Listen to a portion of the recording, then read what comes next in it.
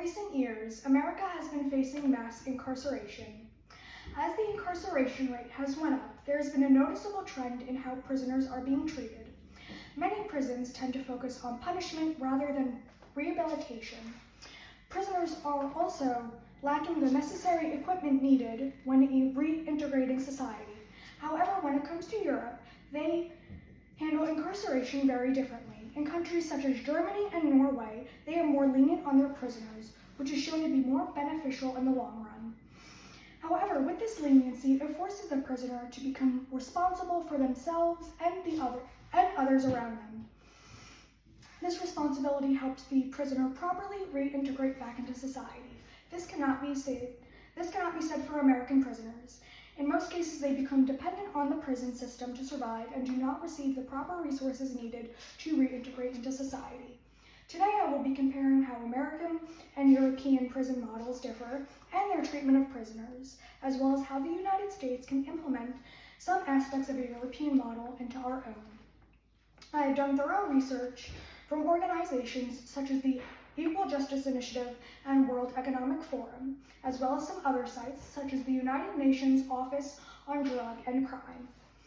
These sites and others study the differences between the two systems, as well as having first-hand accounts from people who work in our current American prison system.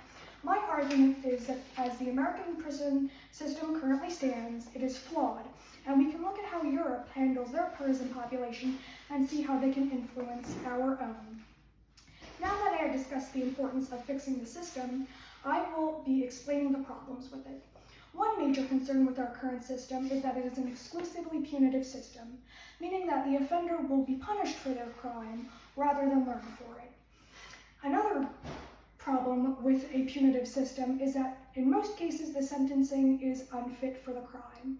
For example, if a prisoner were incarcerated for a minor drug offense, such as holding marijuana, that sentence may be anywhere upwards to 5 or more years, rather than, let's say, a year, which would be more acceptable for that type of crime. Another problem with our current system is that there is little focus on rehabilitation. According to Annette Benson from A Rehabilitate or Punish, the approach has created an explosive growth in prison population while having at most a modest effect on crime rates. In our current system, it is very hard for rehabilitative services that are effective to be put in place because many prisons do not want to shell out the money for something that they deem to be not beneficial. With little lack on rehabilitation, this can present itself as a problem when prisoners reintegrate into society. If they are not given the proper need and care that they require to better themselves, it can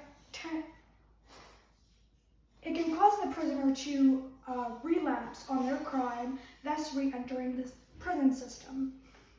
Another problem that our system presents itself with, according to Equal Justice Initiative, is poor living conditions. There is much overcrowding within our systems, as most prison cells hold anywhere upward to 2 to 3 prisoners. This leads to an excessive amount of tension and aggression between inmates, which can cause outbursts of violence within prisons. Another problem with overcrowding in our systems is that it leads for the prisoner to become dependent on the system. As they are not very responsible and the prison caters everything to them, this leads the prisoner to become dependent on the system to survive. Therefore, when they leave, they have no responsibility and do not know how to live on their own. Another problem is staff. Staff in most modern-day prisons are generally untrained in mental health, handling conflicts such as outbursts of violence, and overall communication. This lack of communication between the offenders and staff members does cause a lack of trust between the two. Now that I have introduced the problems within our current system, I will be discussing what a current European model looks like in comparison. According to the United Nations Office on Drug and Crime, prison sentences in Europe are generally shorter and tend to be more appropriate for the crime committed. This allows for a lower rate of recidivism in the nations that implement this. In most European nations, there is also more assistance for release of the prisoner, as the government does assist the prisoner with things like housing or food or whatever that they may need to properly reintegrate into society without having the need to relapse on crime. Katie Ward from Incarceration with American and Nordic Prison Comparison and National and International Policies describes the living conditions in most prisons. Most European prisons have two different types of prisons. The first, upon when a prisoner enters the sentencing, is a closed prison. This is generally more regulated, with more security, and has more restrictions on the prisoner.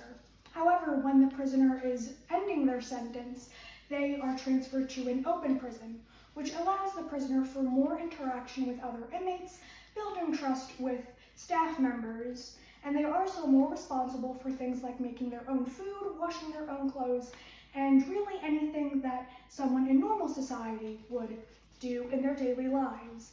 This allows for the prisoner to properly reintegrate back into their society. There is also less crowding in Nordic and other European countries' prisons, as generally in most prisons, there's only one person per cell, which decreases the amount of aggression and tension in between these prisons. The attitudes on staff is also different because due to the close-knit relationship between the two, there is more trust that is built between them. Now that I'm comparing both prison systems, I will be addressing how we can benefit our own system by slowly transitioning our system to similar to a European one. According to Morav Christopher from Can Europe Offer the US a model for prison reform, while direct comparisons are tricky, research shows that nations that favor reintegration over punishment have less rates of recidivism. Something that needs to change within our current American system is living conditions.